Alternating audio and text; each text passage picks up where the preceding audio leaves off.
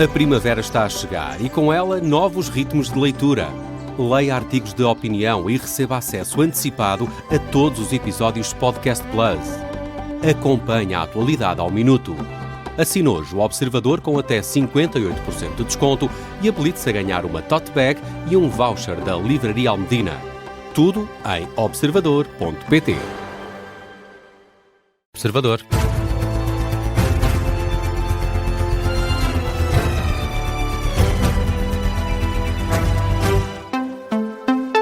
Miguel, está previsto para esta hora o arranque da conferência de imprensa que se segue à reunião do Conselho de Ministros. Presidida pelo Primeiro-Ministro, será de resto Luís Montenegro que vai dar conta das decisões saídas desta reunião do Executivo. Seguimos até São Bento, à residência oficial do chefe de governo. É lá que está o jornalista do Observador, Vasco Maldonado Correia. Vasco, sabe-se que há pelo menos dois temas que vão estar em cima da mesa nesta reunião. Pelo menos dois, Miguel. Um já pré-anunciado pelo Ministro da Agricultura, a redução do valor do gasóleo agrícola em 10 cêntimos para os produtores florestais e pescadores. Isto face, claro, ao aumento do preço dos combustíveis causado pela guerra entre Estados Unidos, Israel e Irão, e também um pacote de medidas relacionadas com o setor da habitação. De resto, é de esperar também algum tipo de novidade em relação ao PTRR, Programa de Apoios relacionado com a distribuição causada pelo mau tempo e também pelo comboio de tempestades nos meses de janeiro e fevereiro, num dia em que faz precisamente 2 meses da chegada da depressão Christine ao território português. O Governo quer aprovar a versão final desse programa no início do próximo mês. Ora, estamos apenas a alguns dias de abril, pode também ser esse um dos temas a marcar esse encontro. A reunião deve estar para terminar, no mínimo a comunicação social já foi chamada aqui à Sala da Lareira, onde vai decorrer a conferência de imprensa. Vai ser o Primeiro-Ministro a falar. A hora estava marcada para o meio-dia, a hora é indicativa e acontece no final da reunião, por isso aqui estaremos para assinalar esse momento que deve estar para breve. Fica a promessa. Vasco Maldonado Correia, jornalista do Observador, nesta altura, na residência oficial do Primeiro-Ministro e com via aberta assim que começar esse briefing que se segue à reunião do Executivo. Será Luís Montenegro a anunciar as conclusões desta reunião. Miguel, finalmente vai descer. Há uma previsão da Associação Nacional de Revendedores de Combustível. Na próxima semana o gasóleo deve descer 1 cêntimo, a gasolina 2,5 cêntimos.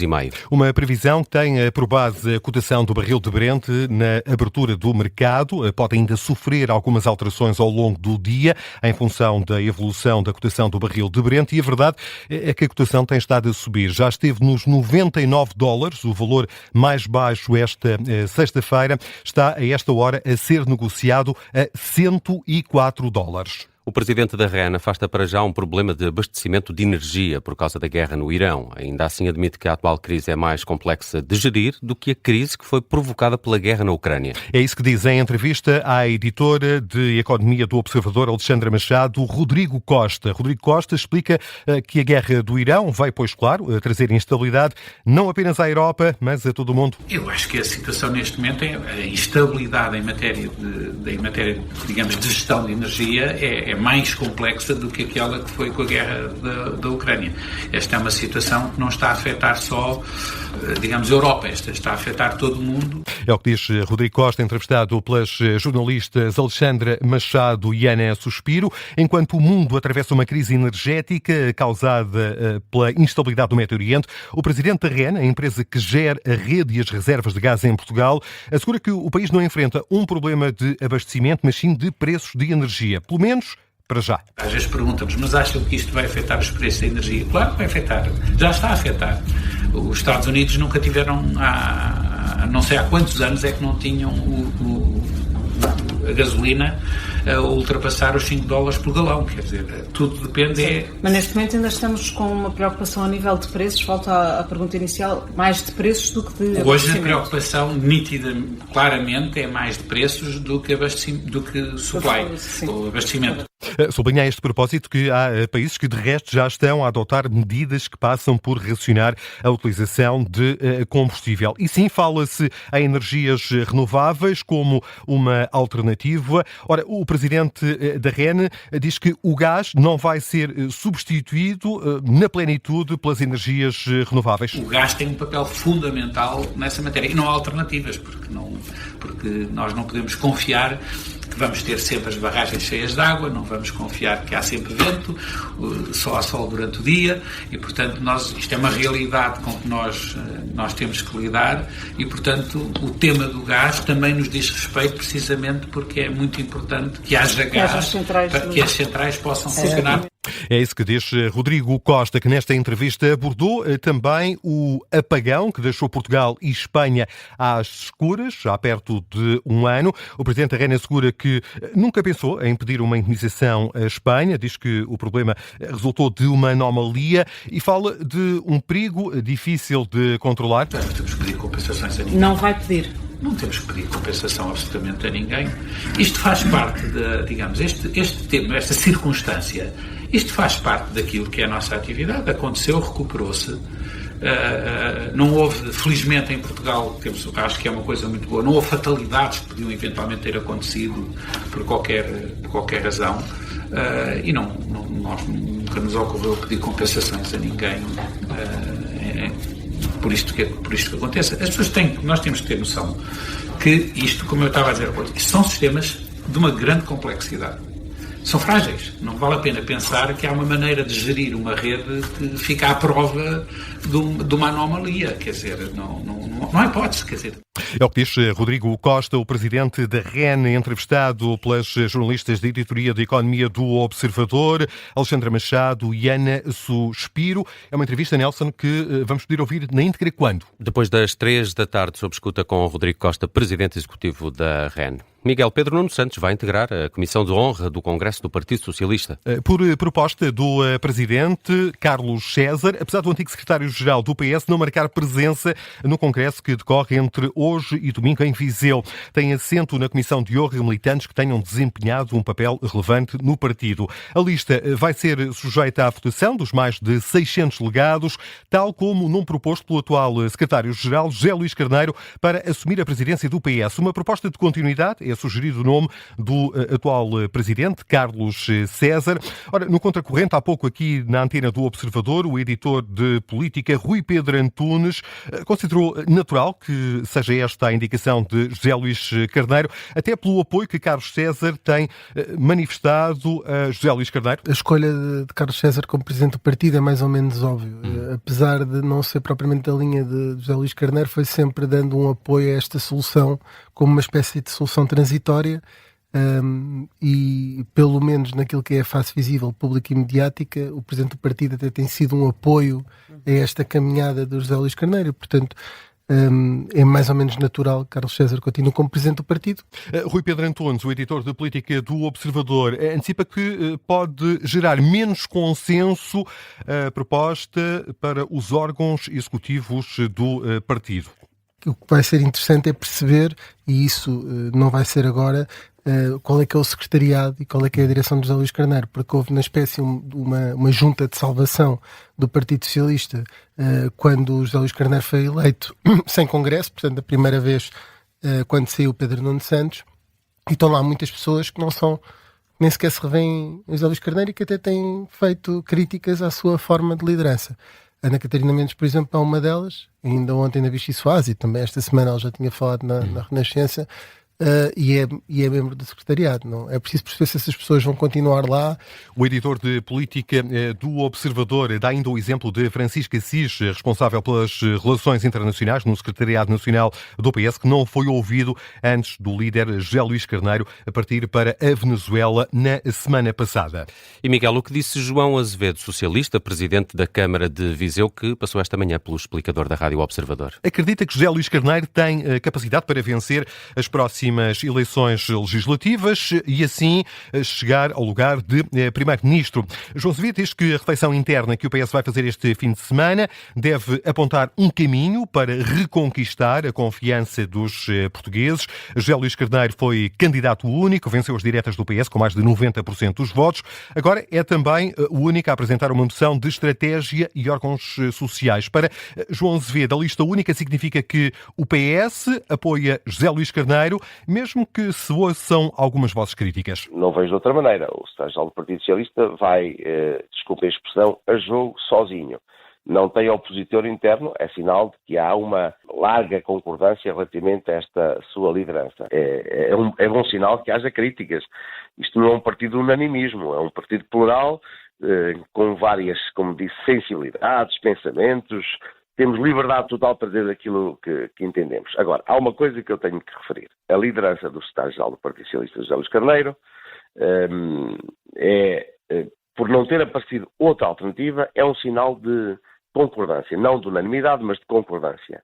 E a menos que haja algum precalço, as próximas legislativas devem acontecer apenas em 2029. João Azevedo acredita que o secretário-geral do PS vai ter condições, nessa altura, para vencer o ato eleitoral. Mas avisa, é preciso conter a ambição do PS? O Partido Socialista é um partido muito grande, com milhares de pessoas, com milhares de pessoas que pensam de uma forma livre. O José Luís Carneiro não pode ser teimoso. O José Luís Carneiro tem que ser resistente para que possa aguentar não só aquilo que é a ambição legítima de um grande partido como o Partido Socialista e a ambição legítima dos portugueses e das portuguesas que também são muito exigentes e devem ser exigentes. Eu falo por mim, eu resisti e ganhei sempre à segunda oportunidade. João Azevedo, socialista, o presidente da Câmara Municipal de Viseu, o município que acolhe a partir de hoje e até domingo o congresso do Partido Socialista. Vai ser aprovada a moção de estratégia apresentada pelo reeleito secretário-geral José Luís Carneiro. Mas, Miguel, estamos aqui num compasso de espera ainda para acompanhar essa conferência de imprensa do Conselho de Ministros. É o Vasco Maldonado Correia que está no local. Vamos acompanhar a partir de agora. Há declarações também há instantes de Mariana Leitão, a líder da Iniciativa Liberal, que está hoje numa visita a uma feira Qualifica, em Matosinhos. Sim, presta declarações a esta hora. Vamos escutar Mariana Leitão à boleia da RTP Notícias. Boa tarde, antes de mais. A Iniciativa Liberal não fez nenhum acordo com nenhum partido sobre essa matéria, como já tivemos a oportunidade de clarificar ontem. Agora, este é um assunto que exige seriedade, responsabilidade, também sentido de urgência, porque o país não pode continuar bloqueado e, portanto, eu reitero aquilo que já tinha dito. A Iniciativa Liberal está disponível para apresentar nomes para resolver este impasse. E é importante que o impasse seja resolvido entretanto, mas caso contrário cá estaremos para assumir a nossa responsabilidade, porque primeiro o país e depois os interesses partidários, como é óbvio. Mas estão a decorrer negociações, é isso? Repare, eu não vou comentar via comunicação social o que quer que seja mais sobre este assunto. Estes assuntos são para serem falados em sede própria e não para usarmos os meios de comunicação social. Mas tivemos ontem um líder a explicar, a dizer que chegou a um acordo para um PSD. Sabemos que precisa também da Iniciativa Liberal para conseguir esta maioria de 2/3. Por isso é que lhe faço esta pergunta. Em que ponto é que está a Iniciativa Liberal? Está a decorrer alguma negociação neste sentido? É isso? Já respondi à pergunta. Não há nenhum acordo com a Iniciativa Liberal. Nem a Iniciativa Liberal tem nenhum acordo com nenhum partido. Como é que comenta as palavras de Rui Tavares, do LIVRE? Não vou fazer mais comentários sobre, muito menos via comunicação social. Mais uma vez, este tema deve ser tratado em sede própria. É urgente que seja resolvido. A Iniciativa Liberal reitera aquilo que já disse, estamos disponíveis para apresentarmos os nossos nomes e podermos resolver este impasse. E, portanto, estão disponíveis para dar aqui a mão ao Chega e ao PSD? Isto não é uma questão, mais uma vez, isto não é uma questão de dar mão a quem quer que seja. Nós sempre dissemos, e eu reitero, competência das pessoas propostas, independentemente do partido que as indica, porque os partidos não estão a nomear ninguém, estão a dar uma indicação que a seguir tem de ser votada pela composição da... E é nesse sentido, estão disponíveis para ceder a este nome indicado? Estamos disponíveis para analisar todos os nomes que forem propostos com base nos princípios da competência, do currículo das pessoas, das suas posições ao longo do tempo, e poder avaliar, fazer essa avaliação, independentemente da origem da indicação do nome. A garantia de Mariana Leitão. Mariana Leitão, presidente da Iniciativa Liberal, aqui a dar conta que não há qualquer acordo por parte dos liberais para aprovar no Parlamento as listas aos órgãos externos da Assembleia da República, sendo que, partindo do pressuposto que há um entendimento entre PSD e Chega, vai ser determinante o apoio da Iniciativa Liberal para que os nomes propostos sejam aprovados. É preciso o voto favorável de 2/3 dos deputados. Começa hoje o Congresso do PS e neste mesmo dia Cavaco Silva deixa críticas aos socialistas. O ex-presidente da República acusa o PS de falta de discernimento e de não ter qualquer vontade reformista. É isso que escreve Aníbal Cavaco Silva no artigo de opinião publicado no Semanário Expresso. Estão em causa as reformas que o país necessita. Cavaco Silva pede uma visão de futuro, ambição, coragem política ao governo para avançar com essas reformas estruturais de forma a tornar Portugal um país economicamente mais forte. O ex-presidente da República alerta, no entanto, para aquilo que descreve como as forças de bloqueio a essas mesmas reformas. Destaca o Chega, o antigo chefe de Estado e de Governo, escreve que o partido liderado por André Ventura é quem mais pode sair beneficiado da ausência de reformas e deixa ainda outra farpa. Diz que Sá Carneiro nunca se aproximaria do Chega, apesar de André Ventura tantas vezes invocar o nome do fundador do PSD como inspiração. E quanto ao PS, fala num partido que neste momento não tem discernimento e que está enrodilhado em preconceitos ideológicos sem qualquer vontade reformista. Cavaco Silva pede ao governo, liderado por Luís Montenegro, que não se deixe aprisionar e que avance com as reformas durante esta legislatura. Este é um congresso do PS em Viseu que vamos acompanhar ao longo do fim de semana aqui na Rádio Observador. Vamos ainda a outras notícias que estão em destaque a esta hora, Miguel. É já na próxima quinta-feira que se vai voltar a ouvir Pouca Terra, Pouca Terra. A CP anuncia a reabertura do troço ferroviário entre Marco de Canaveses e Peso da Régua, na linha do Douro. A circulação de comboios esteve suspensa 5 meses para obras de requalificação e eletrificação deste troço. Pernas para que te quero, no caso do pelotão da Volta à Catalunha em bicicleta, para correr a tirada mais difícil da edição deste ano. Quinta etapa, 155 km mais 300 metros, 3 contagens de montanha de primeira categoria, uma de segunda, meta a coincidir com uma contagem de montanha de categoria especial. Ufa, uma janela de oportunidade para o português João Almeida, que à partida para a tirada está na posição 68 da classificação geral, a 26 segundos do líder, o francês Dorian Godon. Das montanhas da Catalunha para as planícies alentejanas, terceira etapa da Volta ao Alentejo, edição 43, um contrarrelógio de 23 km na Vila do Crato. Na liderança da prova está o colombiano Santiago Mesa. O português mais bem classificado é Pedro Silva, da Feira dos Faz Boa Vista. É a quinta geral, a 13 segundos do líder. Já aqui temos conta, foi notícia de abertura desta edição do meio-dia. Deverá estar para começar em breve o briefing que se segue à reunião de Conselho de Ministros, reunião presidida por Luís Montenegro. Vai ser, de resto, o Primeiro-Ministro que vai falar com os jornalistas nesta conferência de imprensa. Rumamos de novo a São Bento, onde está o jornalista Vasco Maldonado Correia. Vasco, já algum sinal de Luís Montenegro?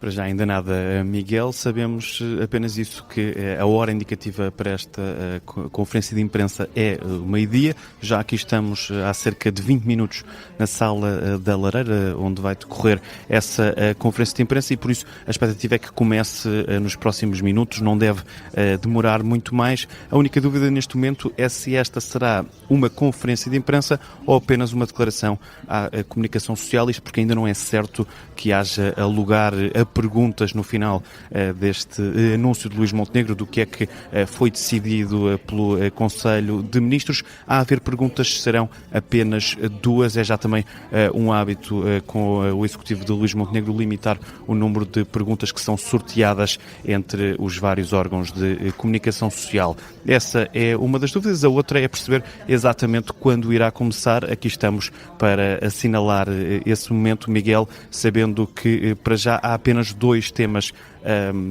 que estão mais ou menos certos que vão sair desta reunião. Primeiro, um pacote de medidas para a habitação e também a redução do gasóleo agrícola, tema que, e como já tinha dito há pouco, que também já tinha sido anunciado esta semana, na quarta-feira, pelo Ministro da Agricultura. Pode haver mais, e até fazendo crer pela presença do Primeiro-Ministro, pode indicar um pacote de medidas maior, talvez até relacionado com o PTRR, neste dia em que faz 2 meses da passagem da Depressão Christine, ou da chegada da Depressão Christine ao território português. Aqui estamos para assinalar esse momento quando o Primeiro-Ministro aqui der entrada na Sala da Lareira.